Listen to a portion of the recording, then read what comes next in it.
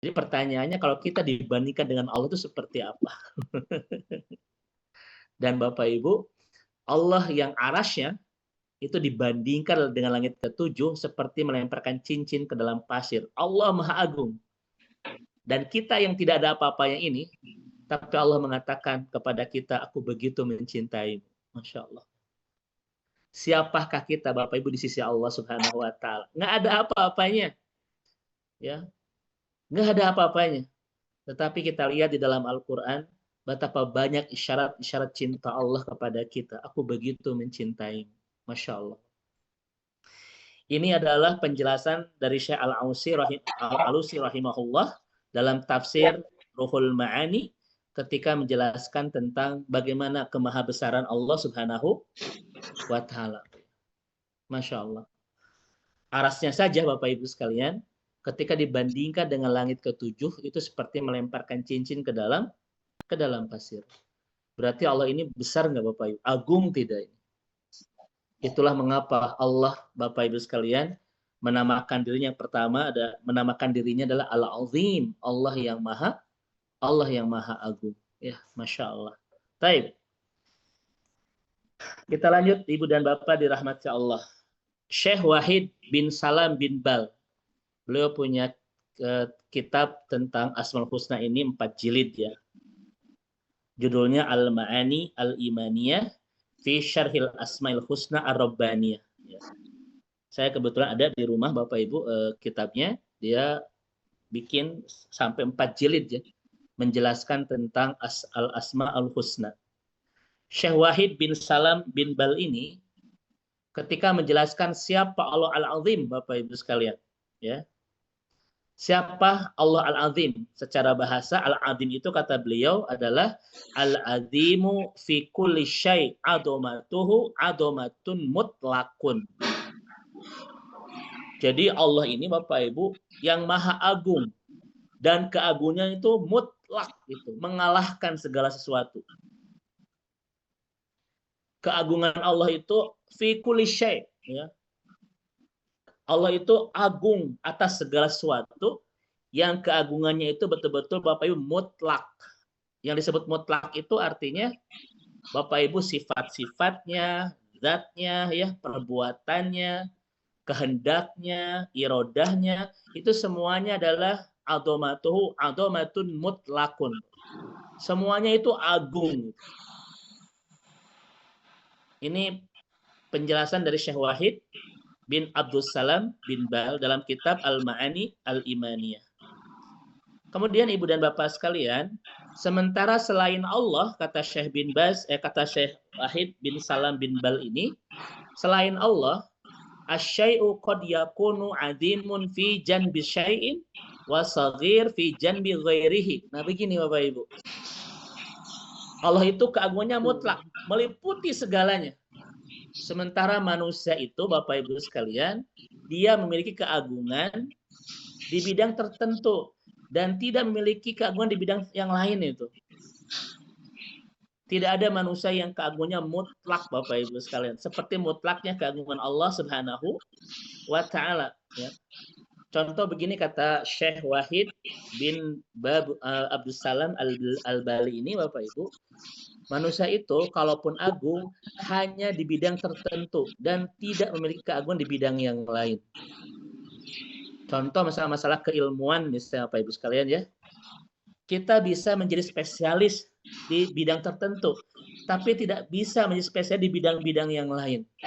Betul tidak Bapak Ibu sekalian? Ya. Ada orang yang dia paham di bidang kimia tapi lemah di bidang biologi. Ada orang yang di matematika bagus ya tapi lemah di bidang misalnya bahasa Inggris. Orang itu seperti itu. Dia kaya tapi dia tidak punya kekuasaan, tidak bisa berlimpahan harta. Dia berlimpah hartanya tetapi dia tidak punya kecerdasan keilmuan. Orang tuh begitu. Tidak ada yang agungnya mutlak seperti agungnya Allah Subhanahu wa taala. Maka tidak layak ada di antara kita disebut dengan Al-Azim.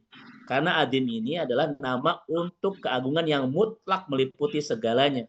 Dan tidak ada yang memiliki ini kecuali Allah Subhanahu wa taala.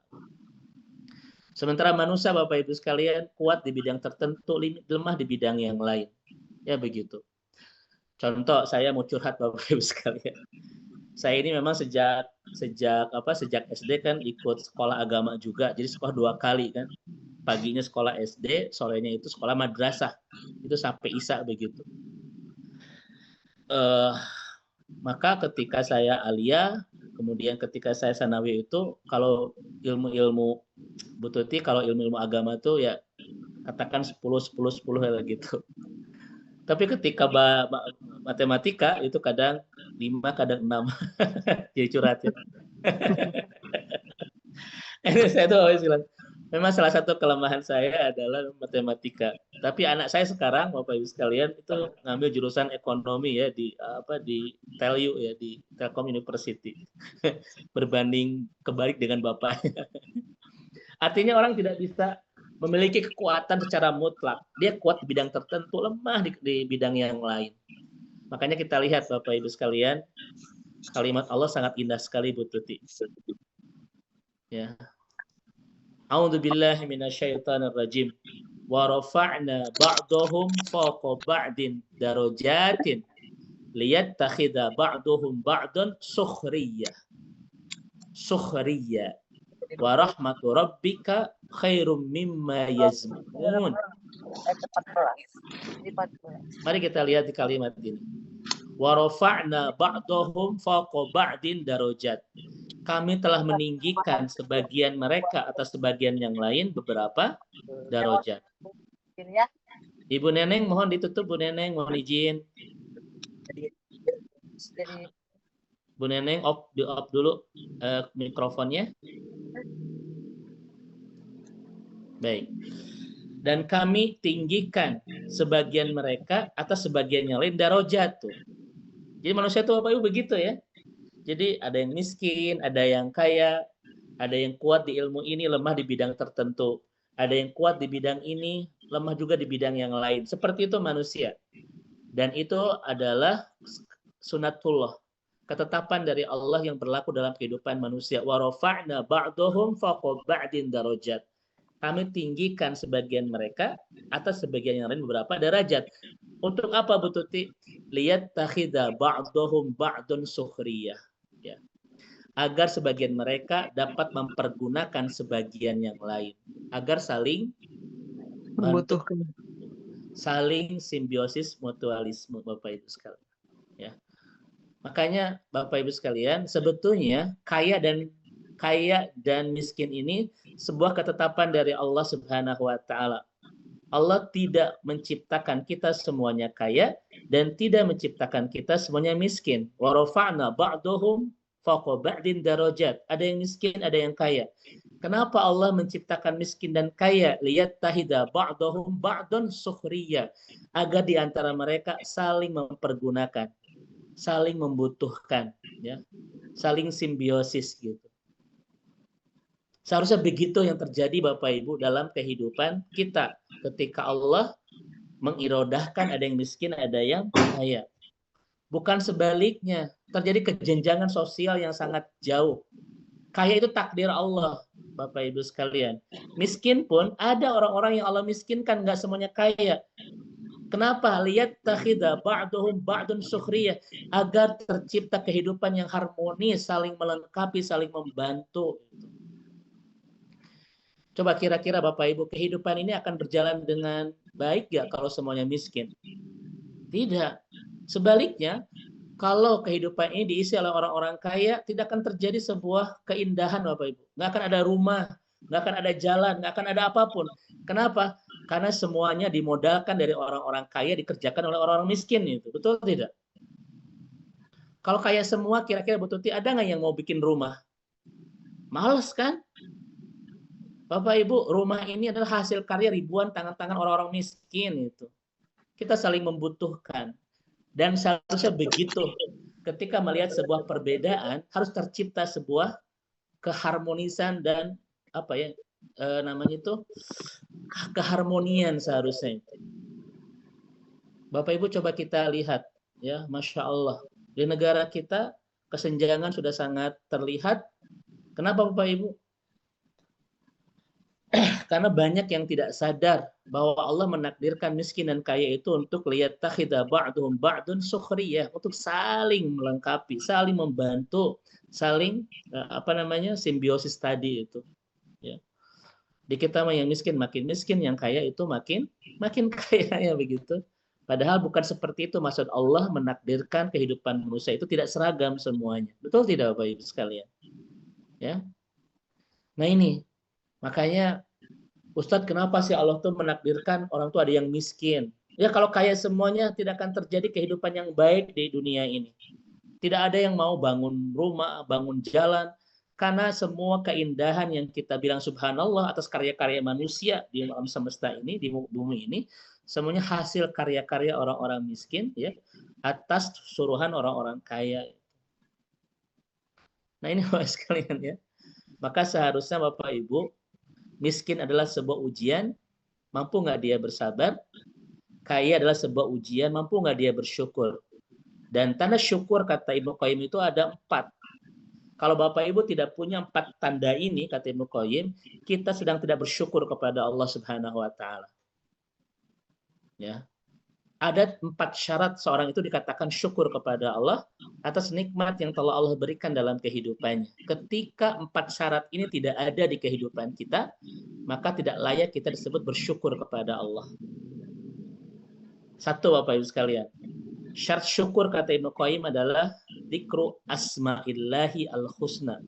Lisan kita sibuk menyebut nama-nama Allah untuk berterima kasih kepadanya.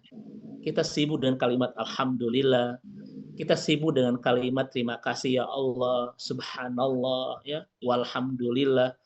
Mulut kita sibuk dengan lisan mengucapkan zikir-zikir terbaik untuk bersyukur kepada Allah Subhanahu wa taala. Ini syarat pertama. Syarat kedua kata Ibnu Qayyim al-Jauziyah rahimahullah, syukur itu adalah Bapak Ibu sekalian, tanfidun ni'am fima yuridu. Menggunakan karunia Allah sesuai dengan keinginannya. Itu bersyukur. Jadi ketika kita mengucapkan alhamdulillah atas nikmat Allah, tetapi nikmat itu kita pakai tidak sesuai dengan keinginan Allah, itu tidak disebut dengan bersyukur. Karena syarat kedua syukur itu, selain kita mengucapkan alhamdulillah, maka gunakan karunia Allah sesuai dengan keinginan Allah. Saya tanya kepada Bapak dan Ibu, apa yang Allah inginkan dari karunia yang telah diberikan kepada kita? Apa yang Allah inginkan dari kita, dari nikmat yang telah Allah berikan kepada kita? Apa Bapak Ibu keinginan Allah itu? Keinginannya adalah Az-Zariyat ayat 56. Memudahkan kita untuk ibadah kepadanya. Karena tidak ada alasan Allah menciptakan kita di semesta ini, tidak ada sebab Allah menghadirkan kita di bumi ini kecuali satu, untuk melaksanakan ibadah kepadanya. Maka semua karunia yang Allah berikan kepada kita, Bapak Ibu sekalian, itu harus sesuai dengan keinginan Allah. Apa itu? Menjadi pemudah ibadah kepadanya.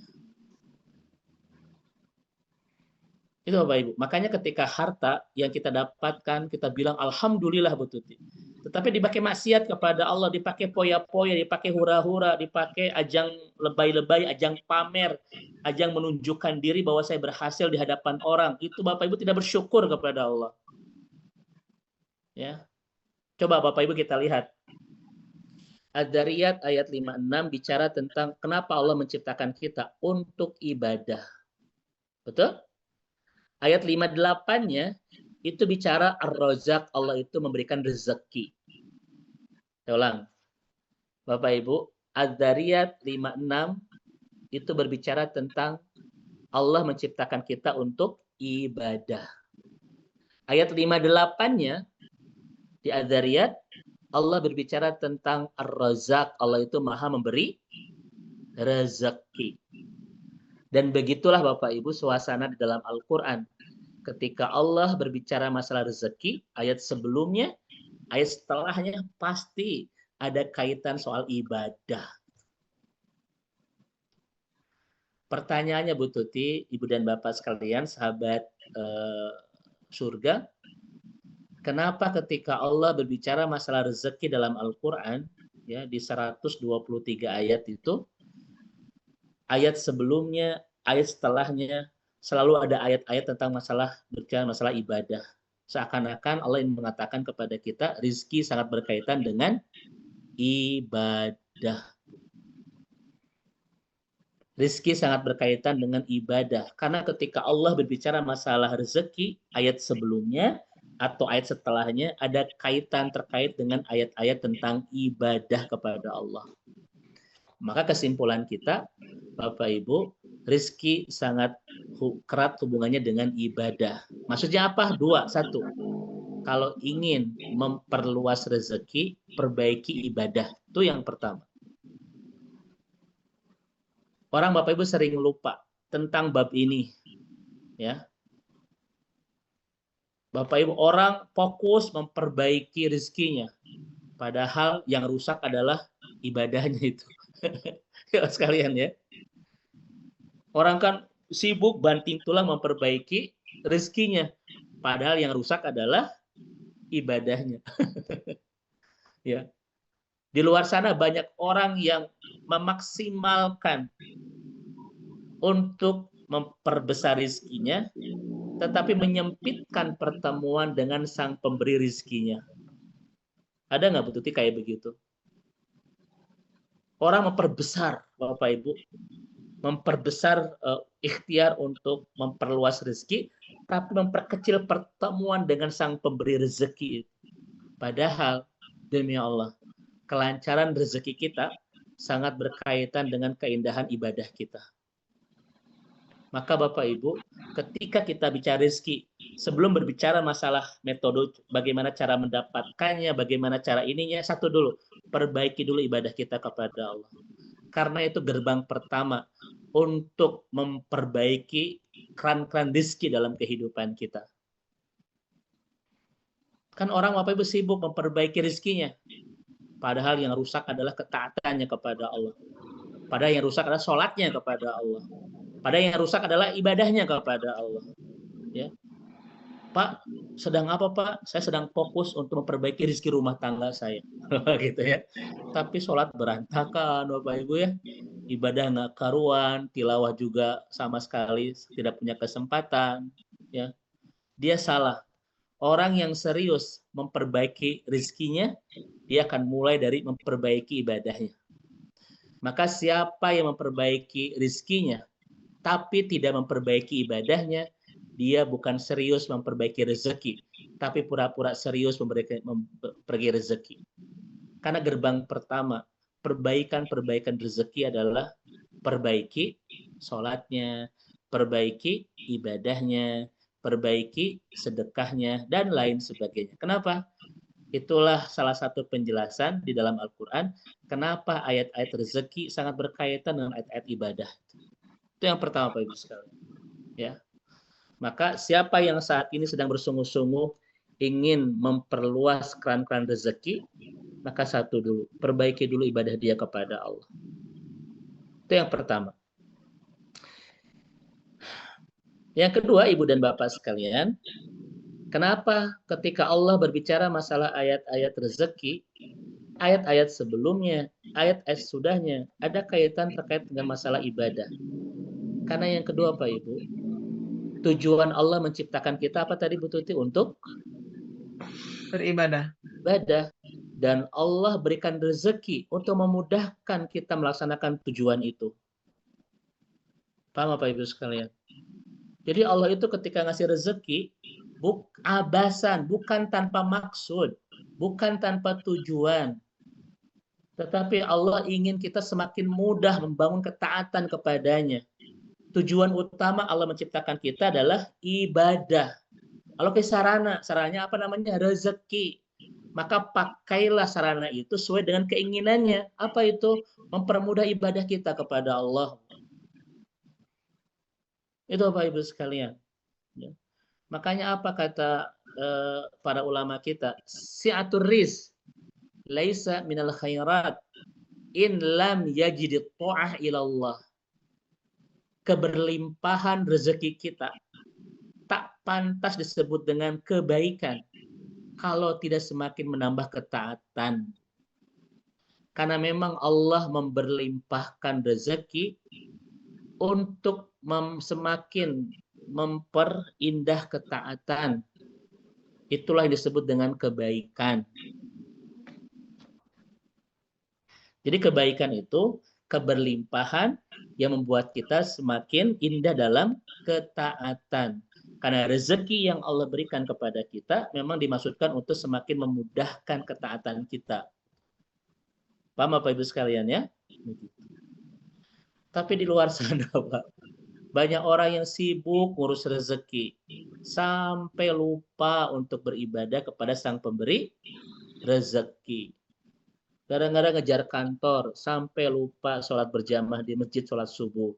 Sampai lupa dengan duhanya. Sampai lupa dengan 2 rakaat sebelum subuhnya. Sampai lupa dengan rawatibnya. Ini ngejar apa gitu? Bukankah rezeki itu akan mudah kalau kita memperbaiki ibadah? Dan bukankah rezeki itu Allah turunkan kepada kita untuk mempermudah ibadah? Gitu ya. Tapi di luar sana, banyak orang yang sibuk dengan rezeki sampai tidak punya waktu untuk ibadah kepada Sang Pemberi rezeki. Ini kesalahan Ibu dan Bapak sekalian. Ini adalah sebuah kesalahan. Makanya Ibu dan Bapak kita lihat di dalam Al-Qur'an Bapak Ibu sekalian. Ya. Kendaraan terbaik wa ilaihi turja'un. Kata Allah, kan Allah bilang begini. Bapak Ibu, may yuqridullahu qardan hasanah fayudha'ifu lahu ad'afan katsirah. Wallahu yakbid wa yabsut wa ilaihi turja'un. Allah, barang siapa yang meminjamkan kepada Allah dengan pinjaman yang baik, Allah akan lipat gandakan dengan sebenar-benarnya lipatan yang banyak. Allah lah yang menyempitkan dan meluaskan, dan kepadanya kalian akan kembali. Perhatikan Bapak dan Ibu ya. Di sini ada 3 kata itu ya di surat Al-Baqarah itu. Pertama ada kalimat simpan, meminjamkan kepada Allah Bu Tuti. Yang kedua ada kalimat, ulang lagi Bapak Ibu ya. Ayatnya, may yuqridullahu qardan hasana. Barang siapa yang meminjamkan kepada Allah dengan pinjaman yang baik, fayudha'ifu lahu ad'afan katsira. Allah akan lipat gandakan dengan sebenar-benarnya lipatan yang banyak. Wallahu yakbid wa yafsud. Allah lah yang menyempitkan dan meluaskan. Wa ilaihi turja'un, dan kepadanya kalian akan dipulangkan. Ini indah ayat ini. Pertama, Allah berbicara masalah meminjamkan kepada Allah. Ya, pasti Allah itu akan balas dengan lipatan-lipatan yang banyak. Bagaimana cara meminjamkan kepada Allah? Sedekah, infak, wakaf, itu adalah bahasanya meminjamkan kepada Allah. Pasti Allah itu akan balas dengan sebanyak-banyaknya lipatan yang banyak.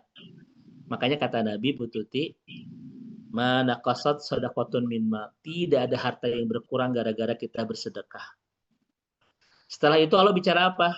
Wallahu yakbid wa yabsud. Allah yang menyempitkan dan melapangkan.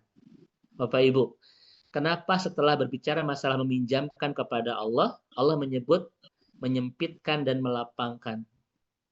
Itu maknanya Bapak Ibu, siapa yang ingin mudah dilapangkan rezekinya, pinjamkan kepada Allah. Lewat infak, lewat sedekah, lewat wakaf, dan lain sebagainya.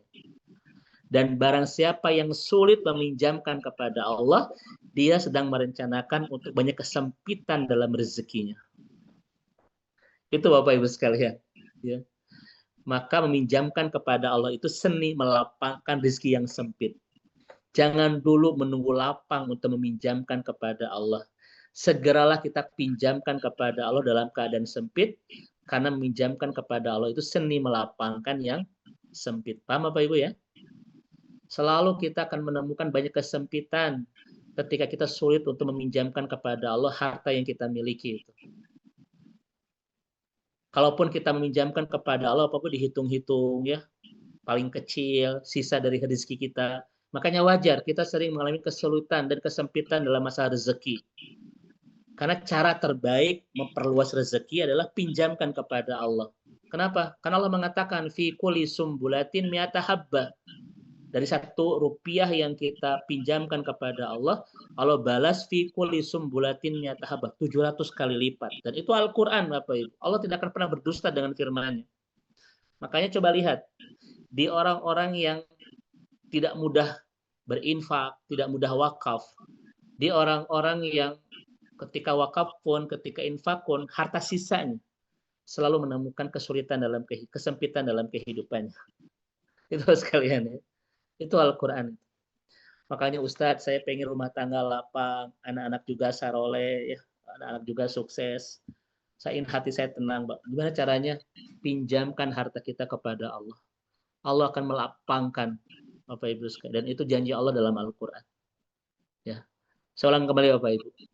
Siapa yang sulit meminjamkan kepada Allah lewat infak, sedekah, dan sebagainya, pasti dia akan banyak menemukan kisah-kisah tentang kesempitan kehidupan. Dan terakhir, wa ilaihi turja'un, dan kepadanya kalian akan pulang.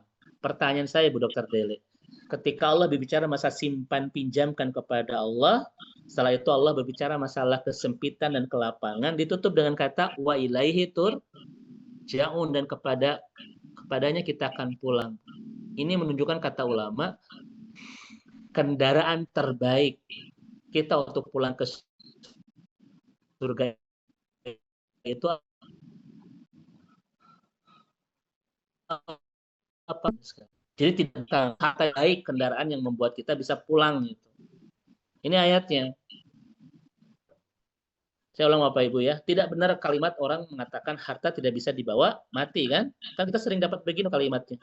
Jangan toh-tohan teuing ada harta nggak bisa dibawa pulang. Itu salah. Justru dalam ayat ini kendaraan terbaik yang akan mengantarkan kita pulang ke surga adalah harta.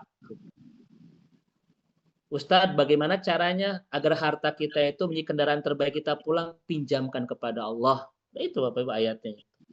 Betul tidak?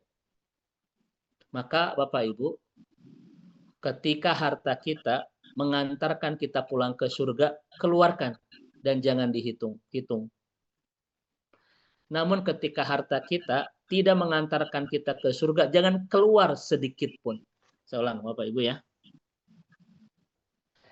Ketika harta kita mengantarkan kita pulang ke surga, keluarkan dan jangan pernah dihitung-hitung. Namun ketika harta kita tidak bisa mengantarkan kita pulang ke surga, jangan dikeluarkan sedikit pun.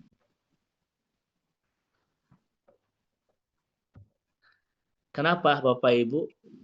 Pastikan semua yang keluar dari harta kita adalah kendaraan kita pulang ke surga. Jangan pernah ada yang keluar tanpa mengantarkan kita pulang ke surga. Kenapa? Karena 1 rupiah yang kita miliki itu Bapak Ibu ada hisabannya. Coba saya tanya kepada Bapak Ibu. Dalam Al-Quran ada 1 surat utuh yang berbicara masalah semua harta yang kita miliki akan dihisab oleh Allah. Kira-kira surat apa?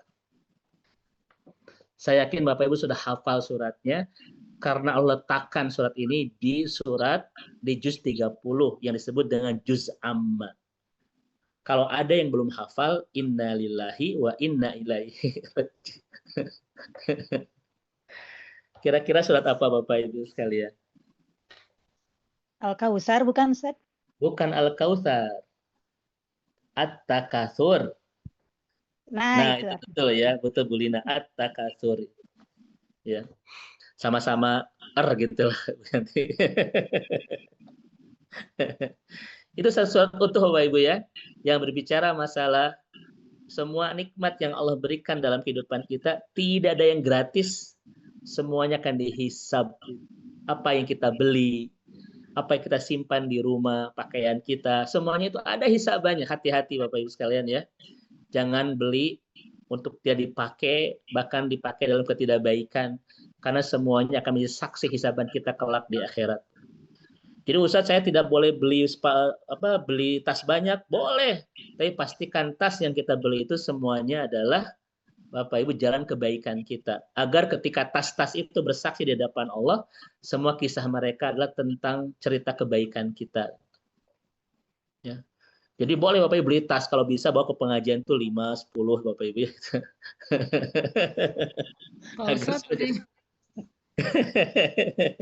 Kata yang mau jualan Bu Dokter Dele ya. Ya. Bapak Ibu kalau di rumah ada barang yang tidak terpakai, Bapak Ibu ubah menjadi sebuah kebaikan. Sok berikan kepada orang lain. Karena kalau tidak dipakai nanti mubazir Bapak, dan mubazir itu adalah perbuatan syaitan kata ya syariat ini gitu. Jadi jangan sampai ada yang kita miliki yang tidak terpakai, dan jangan sampai dipakai dalam ketidakbaikan. Kalau ada tidak terpakai, ubah menjadi sebuah kebaikan. Mungkin bisa kita sedekahkan kepada orang lain, Bapak Ibu ya, atau kita jual uangnya kita jadikan infak bagi saudara-saudara kita. Itu pastikan tidak ada yang mubazir dalam kehidupan kita, karena semuanya akan ada hisabannya kelak di akhirat. Pastikan semua harta kita pengantar pulang kita ke surga. Itu Bapak Ibu sekalian ya, yang dirahmati Allah Subhanahu wa taala terkait dengan masalah kenapa rezeki selalu berkaitan dengan masalah ibadah dalam Al-Qur'an. Satu, kalau ingin memperlancar rezeki, perbaiki ibadah kita. Dan ketika Allah menderaskan rezeki, jadikan pemudah ibadah kita. Begitu Bapak Ibu sekalian. Karena memang Allah tidak menciptakan kita kecuali hanya untuk ibadah, dan rezeki sarana dari Allah kepada kita untuk mempermudah kita melaksanakan tujuan utama kita, yaitu ibadah. Ya, begitu. Nah, ini Ibu dan Bapak dirahmati Allah Subhanahu wa taala terkait dengan kalimat yang Allah sampaikan di dalam Al-Qur'an. Bahkan Bapak Ibu, kita lihat, saya tanya, Allah itu menciptakan pintu surga ada berapa? 8. 8. Ada 8 pintu surga yang Nabi sebutkan di hadis riwayat Imam Bukhari. Salah satu pintu surga itu namanya Babus Shadaqah, betul? Dan Nabi sampaikan di hadis Bukhari. Apa keutamaannya Bapak Ibu orang-orang yang ahlu shadaqah? Ahlu shadaqah ini kata Rasulullah, du'iya min babi shadaqah. Dia akan dipanggil di pintu surga bernama pintu shadaqah. Wa du'iya min abwabil jannah. Dan akan dipanggil di semua pintu surga. Gitu. Dan akan dipanggil di semua pintu surga. Hadis riwayat Imam Bukhari. Makanya di surat Al-Munafiqun, laula akhartani, Bapak Ibu, kalaulah aku ini ditangguhkan kematianku, fa'asaddaqo, maka aku akan banyak bersedekah. Kenapa? Karena keutamaan orang-orang yang bersedekah itu tidak hanya dipanggil di pintu sedekah, tetapi dipanggil di semua pintu surga yang Nabi sampaikan di hadis riwayat Imam Bukhari. Maka saya ingin Bapak Ibu menjadi orang-orang yang galau di depan pintu surga. Ini mau masuk kemana? Mudah-mudahan ini wajah-wajah yang galau kelak di depan pintu surga. Karena semua pintu surga memanggil kita itu. Bu, kabdi Bu, mirah di diskon itu. Bu, ini kesini saja ada door prize ya, ada gitu ya. Jadilah orang-orang yang istikharah di depan pintu surga. Betul ya. Tetapi Bapak Ibu, kalau kita punya 3 penyakit ini, sampai kapanpun tidak akan mudah meminjamkan kepada Allah dari harta kita. Kalau punya 3 penyakit ini, sedekah itu istimewa di hadapan Allah Bapak Ibu sekalian. Dia akan dipanggil di semua pintu surga. Betul kan? Kemudian kata Allah itu 1 bulir yang kita sedekahkan akan diganti 700 kali lipat. Begitu indah. Tapi kalau kita punya 3 penyakit ini, Bapak Ibu sekalian, sampai kapanpun tidak akan mudah menjadikan harta kita dipinjamkan kepada Allah. Penyakit yang pertama, Bapak Ibu, namanya adamul yakin. Tidak yakin dengan janji Allah. Kira-kira kalau orang yakin 100% bahwa setiap yang kita keluarkan untuk dipinjamkan kepada Allah, Allah ganti 700 kali lipat. Kalau yakin, kira-kira semuanya ngantri nggak Bu Dokter Dele untuk bersedekah? Ngantri. Kenyataannya, karena kita kurang yakin dengan janji Allah Bapak Ibu. Memang kesalahan kita begitu Bu Mira ya. Kita mudah yakin kepada orang yang bisa berdusta, tetapi tidak mudah yakin kepada Allah yang sama saya tidak akan yang tidak akan pernah mendustai. Misalnya contoh, Bapak Ibu dapat selebaran di jalan, ada pembagian iPhone terbaru cuma-cuma. jam 2 siang di lantai 2 Trans Studio Mall. Langsung Selebaran. antri. Ya, pembagian HP cuma-cuma jam 2 siang di lantai 2 Trans Studio Mall. Itu boleh jadi Dokter Deli itu hoax ya selebaran itu. Dan pemberiannya cuma HP. Tapi kira-kira orang ngantri nggak? Ngantri ya tuh Ustaz. Nah gitu ya. Ini kesalahan kita Bapak Ibu. Sekarang Allah bilang begini. Siapa meminjamkan kepadaku, aku ganti 700 kali lipat loh. Allah mungkin berdosa tidak? Umi punten di mute dulu Umi punten. Umi Lela, punten di off dulu. Mikrofonnya Umi. Baik. Nah, itu Bapak Ibu, Allah itu tidak akan pernah berdusta loh. Siapa meminjamkan kepadaku, aku ganti fikuli sumbulatin miata habah 700 kali lipat. Kira-kira orang ngantri nggak untuk bersedekah? Enggak. Kenapa? Karena kita punya penyakit yang pertama, ada yakin, tidak yakin dengan janji Allah itu. Ini Bapak Ibu sekalian. Penyakit yang kedua, Umi Lela mohon izin Umi mikrofonnya di off dulu.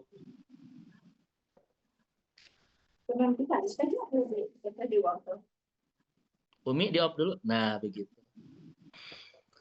Penyakit yang kedua yang membuat kita susah Ibu dan Bapak untuk meminjamkan harta kita kepada Allah adalah nuqsanul amwal.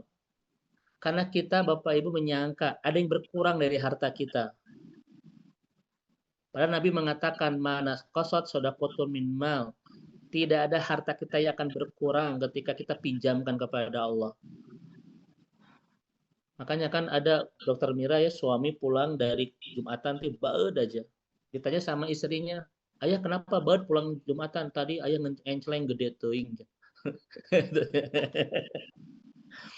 Tadi ayah ngencelengnya gede teuing terlalu besar. Ibu bisa nggak telepon DKM minta pulangan, minta pengembalian? Kenapa? Karena kita merasa kalau kita meminjamkan kepada Allah ada yang berkurang dari harta kita. Demi Allah tidak ada. Mana qasat shadaqatun dulu kata Nabi. Demi Allah tidak ada yang berkurang gara-gara kita bersedekah. Bahkan Allah ganti dengan 700 kali. Tetapi ya itulah penyakit kita, Bu. Merasa ada yang berkurang dari harta kita. Betul ya? Dan penyakit yang terakhir Dokter Dele, apa yang membuat kita sulit untuk bersedekah itu? Yang pertama tadi ada meyakin, tidak yakin dengan janji Allah. Yang kedua, nuqsanul amwal, merasa ada yang berkurang dari harta kita. Dan yang ketiga adalah, Bapak Ibu, al-hajah li ghairihi. Karena sedekah itu dianggap kebutuhan orang lain. Makanya untuk memenuhi kebutuhan orang lain, kita kan acuh tak acuh kan butuh nggak butuh ya. Karena kita menganggap sedekah itu kebutuhan orang lain. Padahal sedekah itu kebutuhan kita, Bapak Ibu sekalian. Ada 5 hadis Nabi ya, Bapak Ibu. 1, sedekah itu pertama tarfaul bala. Akan menjauhkan kita dari bencana.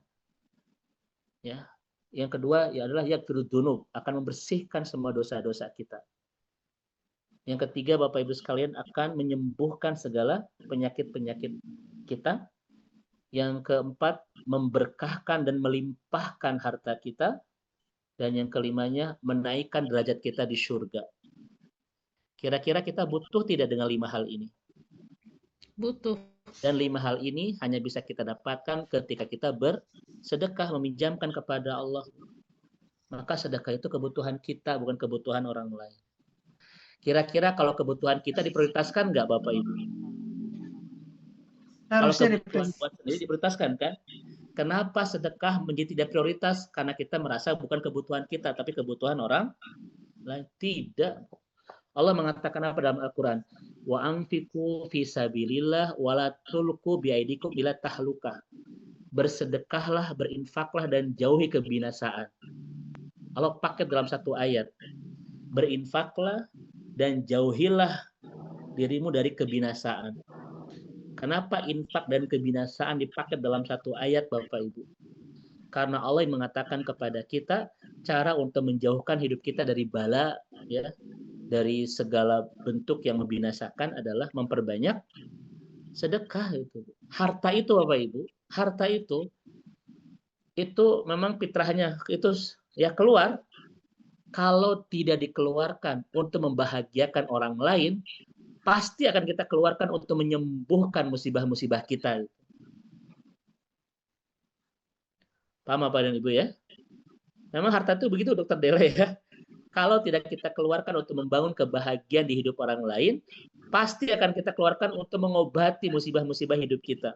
Karena orang yang jarang bersedekah dekat dengan tahlukah, dengan kebinasaan di dalam Al-Quran. Makanya Ibu dan Bapak sekalian, ini mindset harus kita ubah. Meminjamkan kepada Allah lewat infak sedekah itu bukan kebutuhan orang lain, tapi kebutuhan kita agar dosa-dosa kita diampuni, agar dijauhkan dari bala, agar disembuhkan dari segala penyakit, agar dideraskan harta kita, diberkahkan rumah tangga kita, dan dinaikkan derajat surga kita oleh Allah Subhanahu wa Ta'ala. Oke, kita lanjut Ibu dan Bapak sekalian terkait dengan kenapa Allah menakdirkan ada yang miskin, ada yang kaya, Bapak Ibu, untuk lihat takhidha ba'duhum ba'dun sukhriyah, untuk saling membantu, saling melengkapi ya. Maka hidup ini akan harmonis Bapak Ibu sekalian. Ketika si miskin dan si kaya ini memahami ayat ini, akan harmonis sekali kehidupannya, betul kan? Kalau semuanya miskin, Bapak, bagaimana dengan kehidupan ini? Tidak akan ada rumah dan sebagainya ya. Kalau semuanya ditakdirkan kaya pun tidak akan pernah ada kehidupan yang indah. Justru keindahan tercipta dari perbedaan. Pelangi itu tercipta dari perbedaan warna. Kehidupan indah terciptakan dari perbedaan kita yang saling melengkapi, saling menyempurnakan. Setuju Bapak Ibu ya? Bukan sebaliknya, si miskin masih sangat berputus asa, si kaya berpoya-poya dan membanggakan diri. Wah, ini udah rusak Bapak Ibu kalau sudah begitu ya. Rusak gitu. Terus kita lanjut. Ibu dan Bapak yang semoga Allah rahmati dan Allah berkahi. Ibnu Zarir rahimahullah memberikan penjelasan. Siapa Allah Al-Azim itu? Al-Azim alladzi kullu syai'in dunahu wala syai'a a'zamu minhu. Ya. Allah Al-Azim itu adalah Al-Azim, Bapak Ibu sekalian. Terus alladzi kullu syai'in dunahu wala syai'a a'zamu minhu. Ini kata Imam Az-Zari rahimahullah. Jadi Allah itu Bapak Ibu keagungannya meliputi segala sesuatu dan tidak ada yang agung selainnya. Keagungan Allah, Bu Dr. Dele, mengalahkan segala sesuatu dan tidak ada yang agung selain. Betul nggak Bapak Ibu sekalian? Makanya kalau Bapak Ibu sholat, Bapak Ibu sholat, ya, itu akan mendapatkan dua kebaikan. Coba saya tanya kepada Bapak Ibu sekalian. Di dalam gerakan sholat, Bu Tuti, kalimat apa yang paling kita sering ucapkan dalam sholat? Takbir. Allahu Akbar. Allah Maha Besar, Allah Maha Besar, Allah Maha Besar. Bapak Ibu, kebaikan yang pertama ketika kita melaksanakan sholat adalah hakikatul insan. Kita akan semakin tahu tentang siapa kita. Ketika kita bilang Allah Maha Besar, Allah Maha Besar, maka kita akan semakin apa terasanya Bapak Ibu? Semakin apa? Kecil. Nah itu. Makanya orang yang sholatnya benar nggak mungkin sombong, nggak mungkin itu. Kalau orang sholatnya benar, nggak mungkin mudah membesarkan diri, karena dia terus disadarkan untuk membesarkan Allah. Allahu Akbar, Allah Maha Besar. Allahu Akbar, Allah Maha Besar. Orang yang berhasil membesarkan Allah tak mudah membesarkan diri.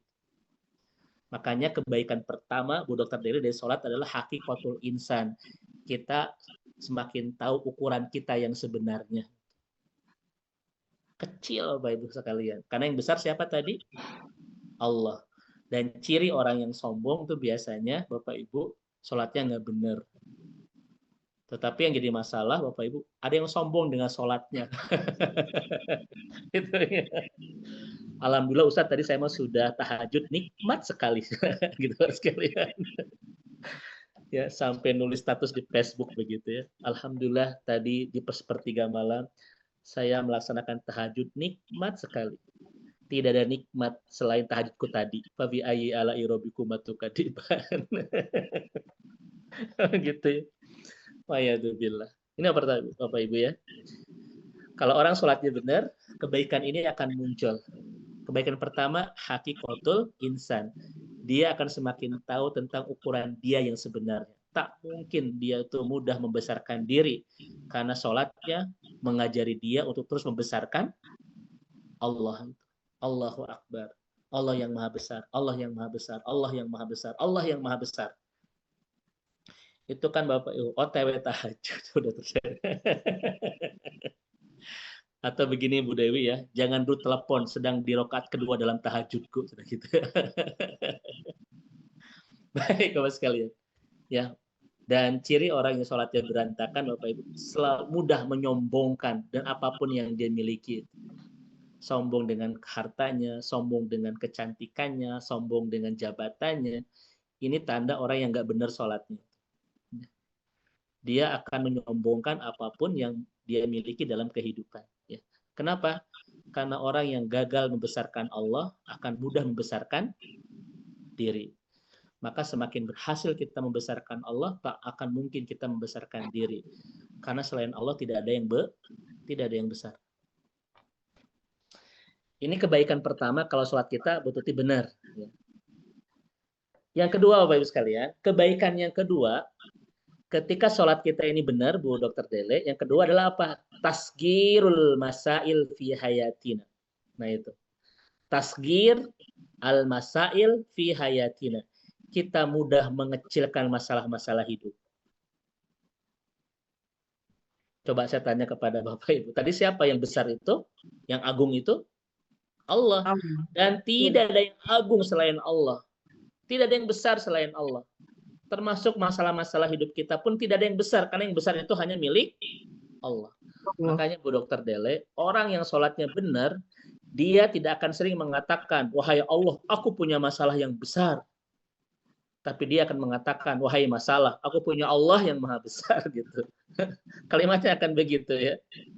Beda kan Bapak Ibu secara psikologi kan? Kalau, ya Allah, aku punya masalah yang besar.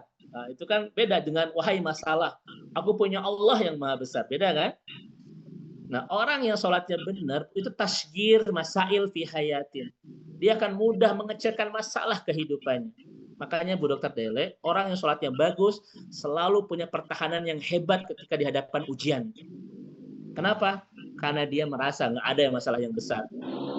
Ketika dia sudah berhasil membesarkan Allah. Allahu Akbar. Allah yang maha besar.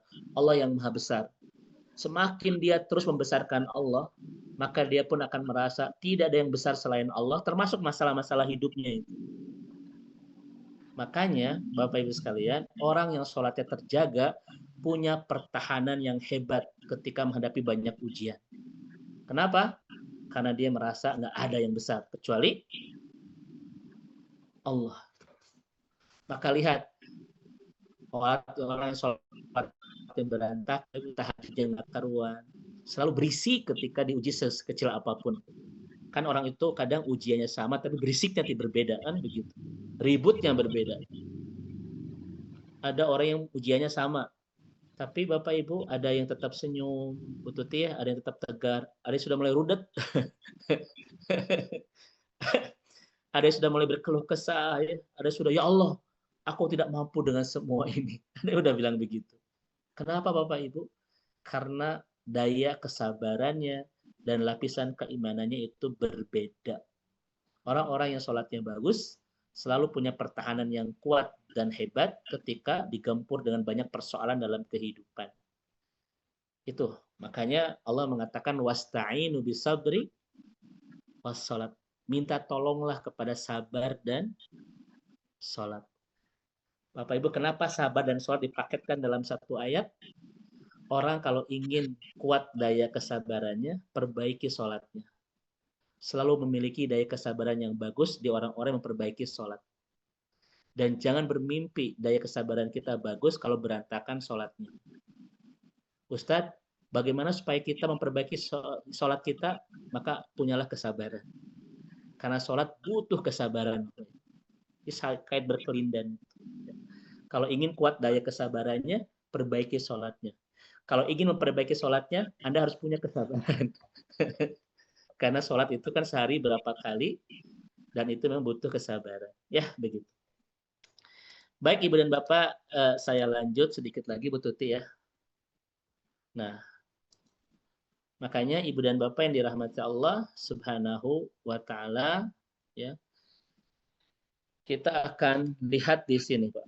Kalau orang sudah mengetahui Allah Al-Azim, Allah yang Maha Besar, tidak ada yang besar selain Allah, kebesaran Allah meliputi segala hal, maka dia akan memiliki Bapak Ibu 3 kebaikan. Dia akan memiliki 3 kebaikan. Saya ulang. Kalau orang sudah berhasil membesarkan Allah, merasakan Allah Maha Agung yang keagungan itu meliputi segalanya. Dan tidak ada yang memiliki keagungan selain Allah. Maka orang ini akan mendapatkan dan memiliki 3 kebaikan. Kebaikan yang pertama, Ibu dan Bapak sekalian, adalah al-itmi'nan. Dia memiliki ketenangan di hati.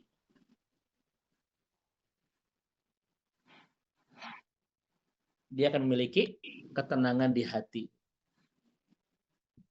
Karena dia merasa ada Allah yang tidak pernah meninggalkannya, yang Maha Agung gitu ya. So, saya tanya Bapak Ibu sekalian, kalau kita punya orang tua yang kaya, kira-kira tenang nggak? Untuk sekolah di mana, ketika sakit ke rumah sakit mana, tenang Bapak Ibu ya?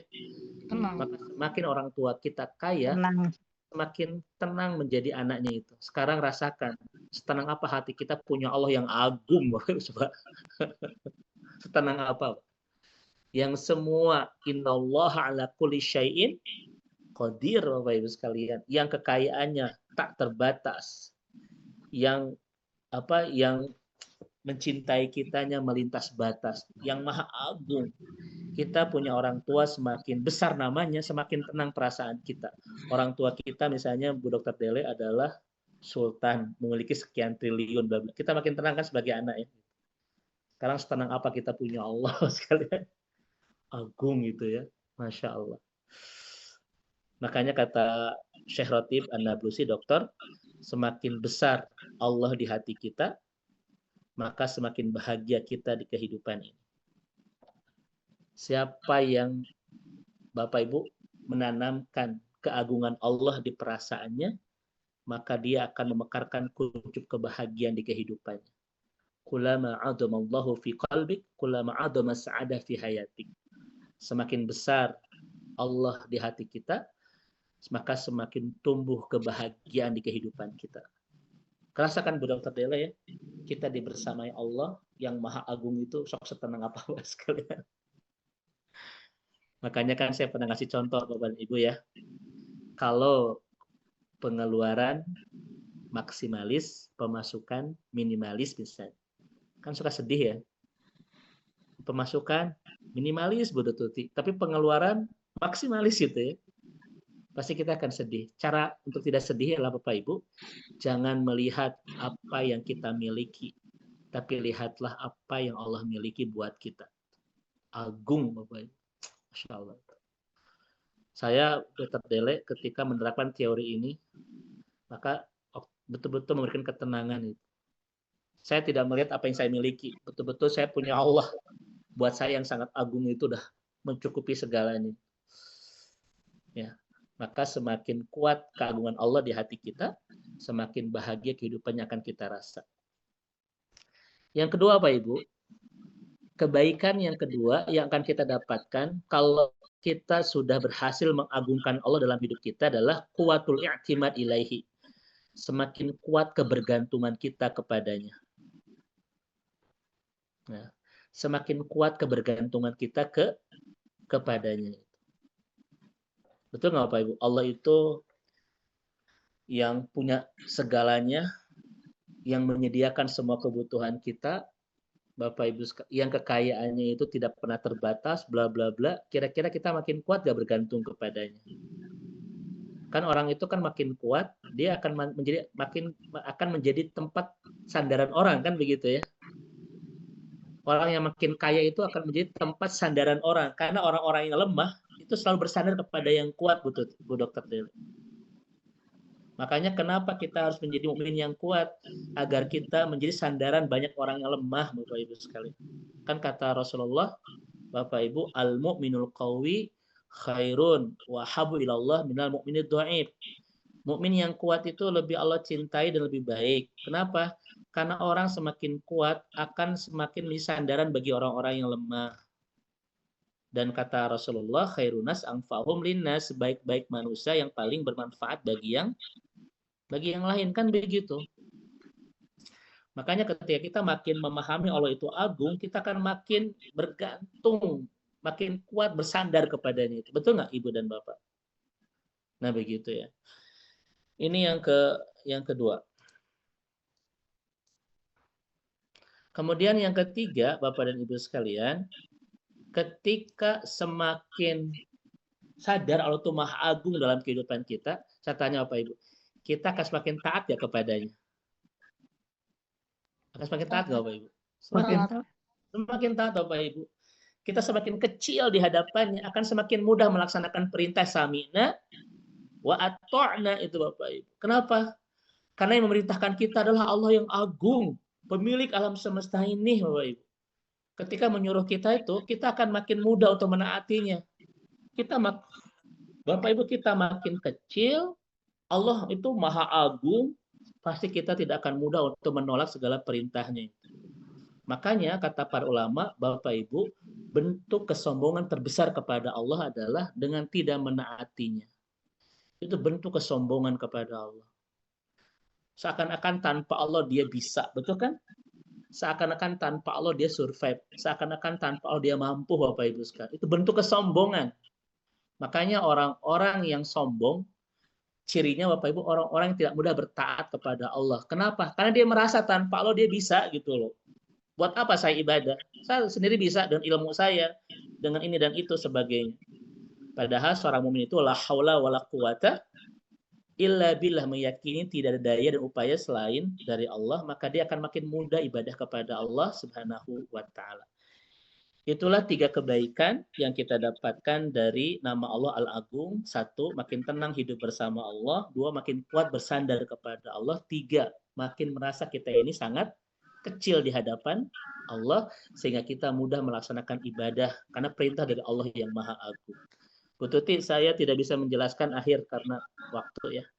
Tapi mudah-mudahan poin barusan menjadi penjelasan tentang kebaikan apa yang kita dapatkan ketika memahami Allah Al-Azim dalam kehidupan kita. Wallahu a'lam bishawab. Mangga Bu Tuti. Alhamdulillahirrahmanirrahim. Jazakumullah khair Ustaz atas penjelasan dari Allah Al-Azim ini. Luar biasa. Setiap bahasan yang dikaji daging semua Ustaz. Alhamdulillah. Ya, Bapak Ibu jemaah sahabat surga, ada yang bertanya Ustaz di kolom chat. Yang pertama dari Bu Mila. Mungkin tadi sudah bisa ditangkap ya Bu Mila pertanyaannya di sini. Tadi jawabannya mungkin sudah dibahas sama Ustadz. Harta yang dipinjamkan ke Allah itu bagaimana? Apakah sedekah setiap hari? Ya, Bapak Ibu, satu, orang yang akan mendapatkan pintu sodakoh dan pintu-pintu surga yang lainnya, sebagaimana yang Nabi sampaikan di hadis Bukhari, itu namanya ahlus sodakoh. Bukan sekedar yang sedekah, tapi ahlus sodakoh. Apa yang disebut dengan ahlus sodakoh, Bapak Ibu sekalian? Kalau bahasa kita, sodakoh itu seperti sudah menjadi hirupan udara yang kita hirup, berhembus setiap saat. Kan Nabi itu disebut, kedermawan Nabi itu kata para sahabat, karihil mursalah, seperti angin yang menghembus. Ya, begitu lancar Bapak Ibu ya. Itu yang disebut ahlus sodakoh. Jadi bukan orang yang sekali sodakoh kemudian memikirkan, aduh tadi gede tuh. Sekalian gitu ya. Terus setelah itu dia libur beberapa hari, beberapa minggu tidak sodakoh. Itu tidak disebut dengan ahlus sodakoh. Beda ya.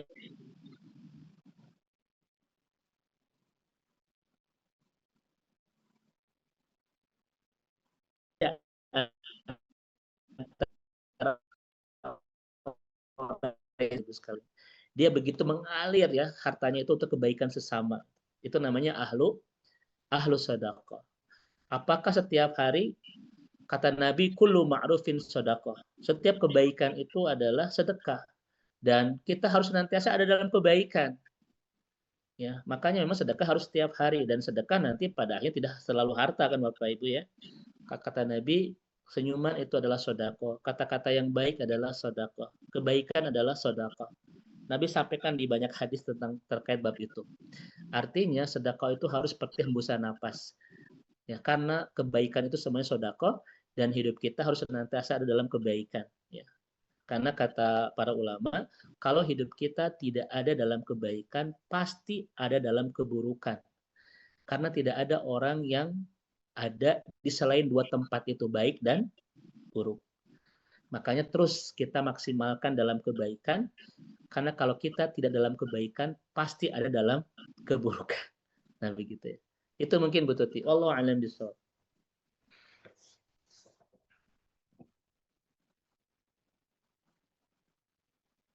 Bu Tuti itunya dibuka dulu. Terima kasih penjelasannya Ustadz, Ibu Tuti. Oh, Bu Mila, Masya Allah. Bu Mila sehat di Ujung Berung ya? Ujung Berung atau Cibiru, Bu Mila itu? Alhamdulillah di Arca Manik, Sindang Arca Manik. Raya, Ustadz. Kapan mau Bu Mila? silaturahmi lagi? Insya Allah nanti Sama-sama. silaturahmi lagi di kajian Sahabat Surga di rumah ya, Insya Allah. Alhamdulillah dengan senang hati. Jazakillah Bu Mila. Barakallahu fiik, alhamdulillah. Terima kasih Ustadz penjelasannya. Sama, Insya Allah. Amin. Tiap subuh sedekah ya, biar sedikit tapi rutin ya Ustadz. Iya, pokoknya dia harus menjadi karakter yang melekat dengan keimanan kita ya, untuk terus berbagi. Karena kata Nabi kan sodakotun burhan. Sodako itu bukti kehebatan iman.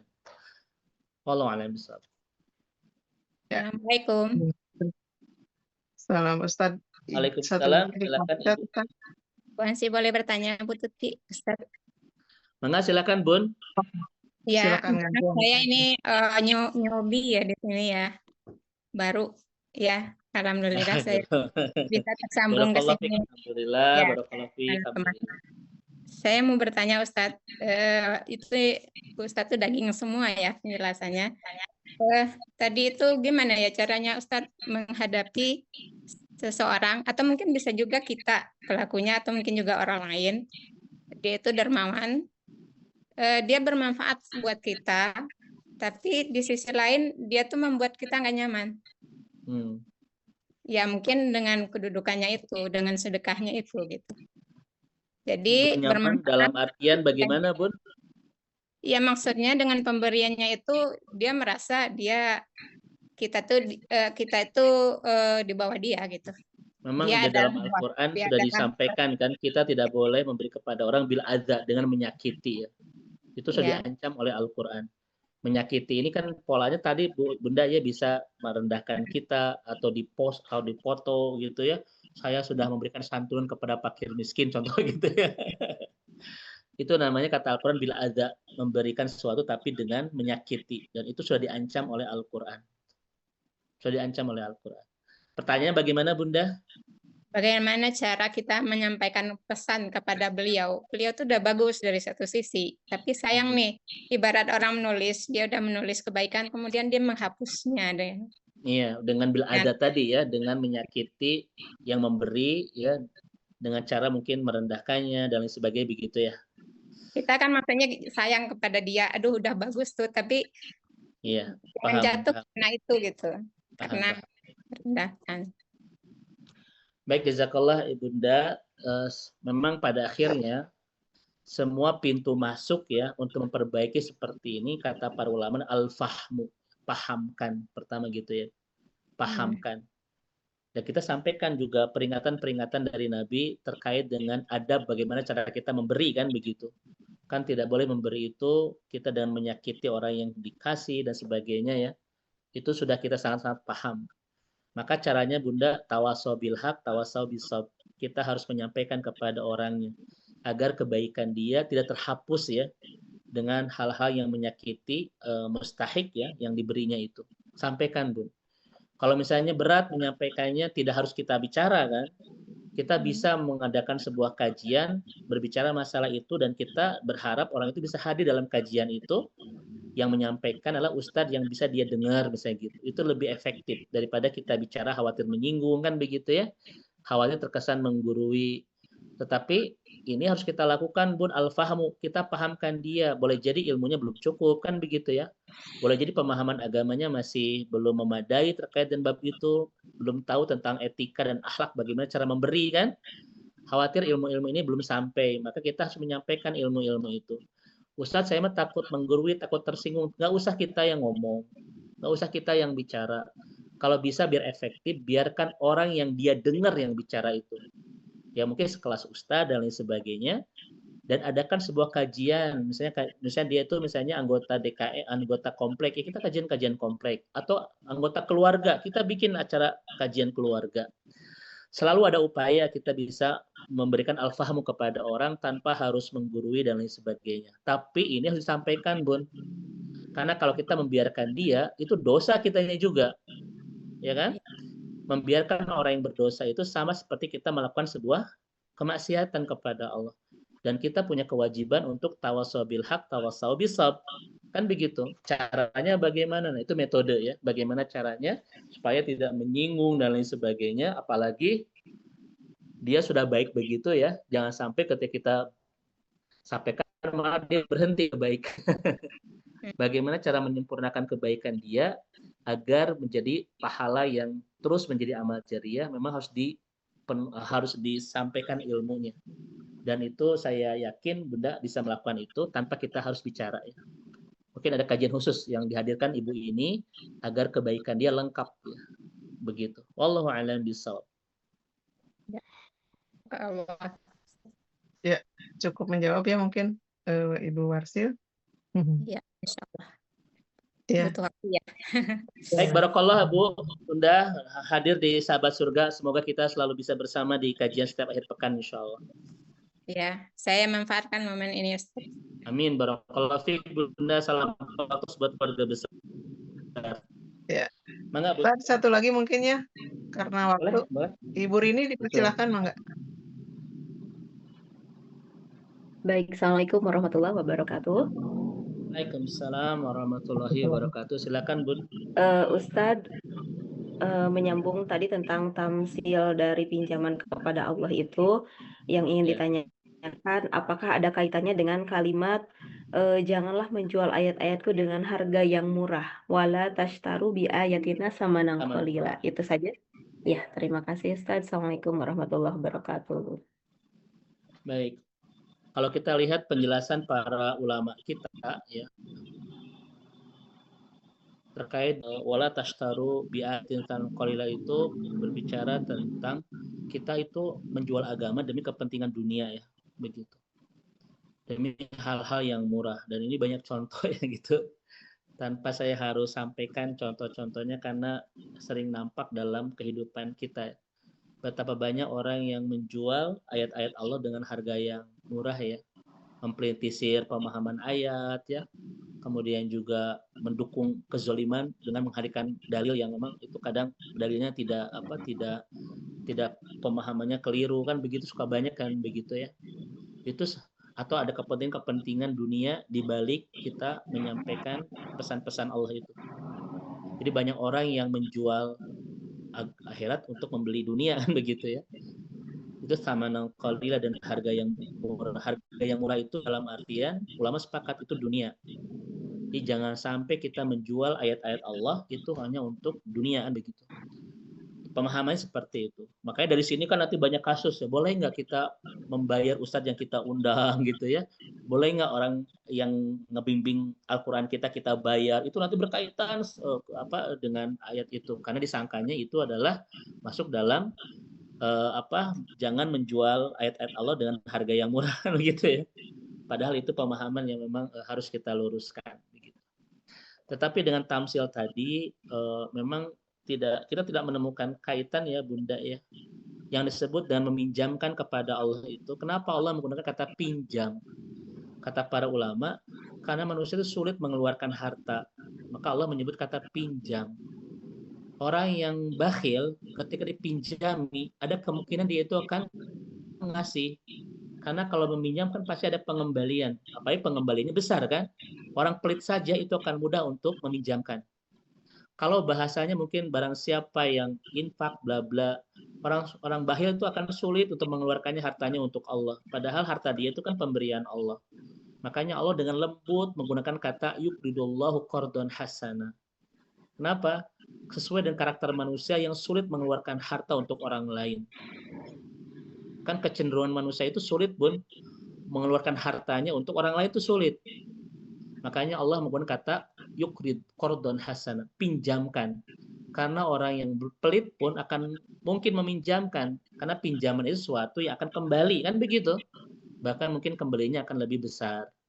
Itu saja sebetulnya. Kalau kaitan mungkin bisa saja kita kaitkan, tetapi tidak ada konteks dengan kajian kita di sore hari ini, Bunda ya, terkait masalah itu. Itu mungkin Bu Tuti, insya Allah ya, kita akan sampaikan diskusi kembali di pertemuan-pertemuan berikutnya di kajian bersama sahabat surga, insya Allah. Untuk yang terakhir, mohon maaf kita tidak bisa panjang lebar untuk menjawabnya karena keterbatasan waktu yang kita miliki. Saya sampaikan jazakallah Bunda Dian, jazakallah khair. Mangga Bu Tuti. Jazakumullah khair Ustadz atas pembahasannya. Kemudian